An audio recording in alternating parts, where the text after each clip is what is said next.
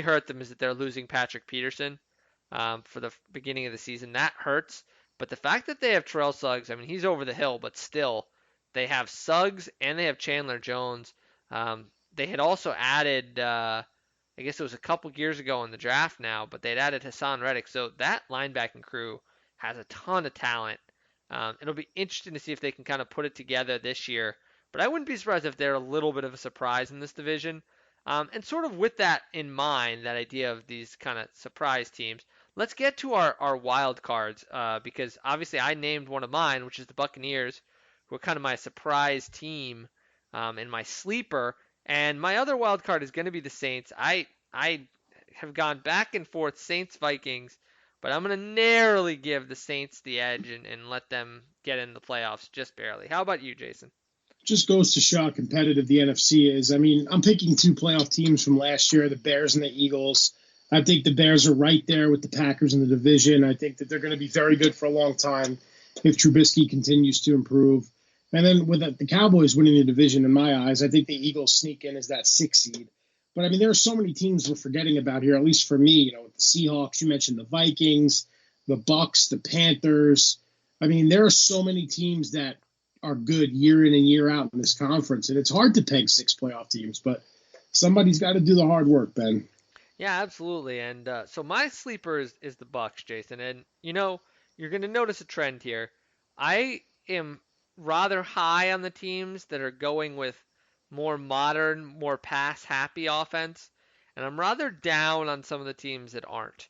So teams like the Bears, teams like the Ravens, while I think they have a lot of talent, I'm a little down on them for their overall win totals for that reason. And so a team like the Buccaneers strikes me as a team that could end up being a lot better. I think when you go from one of the worst coaches in the NFL to a mediocre or even above average coach, and I think the Buccaneers and the Broncos both did that. I think that's going to be really helpful for both of them. What about you, Jason? What's the team who you think could surprise some folks? I think it's going to be the Raiders. I mean, I don't think it's going to be enough to make the playoffs because there are so many distractions in Oakland. I mean, they are the NFL's walking circus right now between Antonio Brown and his feet, being on Hard Knocks, John Gruden's antics, playing their final season in Oakland, the move to Las Vegas, Marshawn Lynch retiring, Doug Martin getting cut and then put on injured reserve. I mean, there's so many variables, but when you add Antonio Brown, who's one of the best athletes in the game, you have Derek Carr, who's a Pro Bowl quarterback, shown what he can do. And you have a defense with an up-and-coming secondary led by Lamarcus Joyner, Jonathan Abram.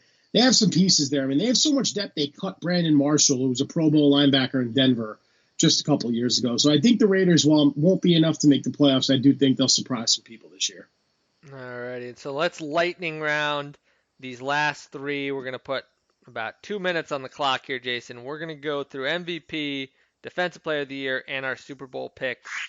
I'll let you lead off with your MVP. This is where people are going to tell me I'm taking crazy pills, but I teased this before. Baker Mayfield is my pick for MVP. I had Christian McCaffrey. I made an 11th hour decision to change my mind. I think the hype surrounding Mayfield is real. He's got a great offense around him with Chubb, Odell, Landry, Njoku, Kareem Hunt to an extent, if and when he comes back healthy from his suspension. He's got all these toys at his disposal. He's got a defense that's going to flip the field for him, cause turnovers, cause chaos. Mayfield is ready and able to become one of the best quarterbacks in the league. And I think in a stunner, he takes home the MVP. It's a great pick. I'm going chalk here. I got Aaron Rodgers. Think he turns around the Packers, and that'll be enough if they win 11, 12 games to get him the MVP. On And it's the defensive player mustache. there, I'm going also chalk. I got Aaron Donald. I mean, he's the best defensive player in the league. Why not give him the award? Who do you got, Jason? I'm going bold. I'm picking Vic Beasley of the Falcons. And if that ties into your point, picking the Falcons as a potential team to win the division there in the NFC South, I think Beasley would be a big part of that. I think he's going to get about 17 sacks, a couple forced fumbles, interception or two, maybe a touchdown. And that will open the eyes of the voters and get him the Defensive Player of the Year. Love it. And so just to finish up our NFL preview, I have got a rematch of last year's Super Bowl. I am very boring on this pick, Jason. I couldn't figure out who to pick. I'll be honest with the people. I have the Rams over the Patriots, though, in this one. How about you, Jason? I am going with Chiefs over Rams. I said at the top, I think Brady will start to show his age. I think that the Patriots will be there, but I think it's ultimately going to be Browns Chiefs in the AFC Championship game. The Chiefs go to the Super Bowl where they beat the Rams in a close one. Patrick Mahomes outdueling Jared Goff. Love it. So with that, we're going to close the book on the NFL for today, but we do have a little bit more to go, which is our basketball preview. And so let's Our go over. basketball Oh preview. my Our gosh, I know. basketball preview. It's late on Tuesday night when we're recording. And What I'm I the meant to tired say is one. I'm a the tired one. basketball Yep. breakdown, and we have a recap from the first two games of the FIBA Basketball Cup. Team USA is 2-0, Jason, but it is a tenuous 2-0. Yeah, I mean, this morning they really should have lost to Turkey. They missed 4 free throws in the final minute of overtime. That would have sealed it. Yeah, Jason Tatum spraining his ankle in the final minute. His, availability for Friday morning's game up in the air. He's been a big piece of that team. We knew it wasn't going to be easy for the United States. And Turkey has Ersan Ilyasova, and I'm trying to think who else was there. Chidi Osman, your boy from Cleveland. So they played him tough. And when you have a team without a megastar, I know Kemba's pretty good, but you knew this was going to be a struggle for the U.S. And it's good that they got that, close win under their belt. They are 2-0. I think they will advance once group play is over in this tournament. But I mean, there was an article on ESPN talking about whether or not this team would be a title contender in the NBA, which they would be. I mean, they have a ton of good players on it. But when you have a lot of players that aren't really meshing that well, they don't know each other that well, they're going to struggle without a Kevin Durant, without a Carmelo Anthony, without a Kyrie Irving, without a LeBron James, all these guys that have put on the red, white, and blue before. And it's up to these young group of relative no names to get the job done. Yeah, absolutely. I mean, you didn't even mention the fact that during this game, Jason, Turkey had to miss four free throws in overtime for the U.S. to win. So just unbelievable. I mean, they really should have lost this game, as you mentioned, and it's remarkable. I think the guy who stepped up was obviously Kemba Walker, but I think the guys who we need to step up, and I say we like I'm on the team, but I think that it's really Donovan Mitchell and Miles Turner who have to play up to their potential. I mean, these are the two guys who need to lead the USA if the US is going to win. I mean, that's just the bottom line, Jason. I mean, they need a dynamic playmaker, and the problem is that in this situation in FIBA, eh, a guy like Kemba Walker is going to struggle. There's a lot of length. There's a lot of big guys. They play a little bit of a different style. It's harder for guys like Kemba to really thrive the way that they do in the NBA. And that means that these guys like Donovan Mitchell, who, really is athletic enough and strong enough to be able to really get into the paint and score, are going to be critical. I mean, a guy like Jason Tatum is sort of the other guy you think about, but at the end of the day, you look and you say, well, oh wow, this is a guy who just got injured. He's still a younger player. He's not quite there. I mean, and that's the problem. I mean, he's coming up big in other ways. He pulled down 11 rebounds in this game, Jason, which I think speaks to the fact that, he's coming around. But how vulnerable do you see the U.S. at this point? I mean, do you think that this is a U.S. team that really could end up not even meddling?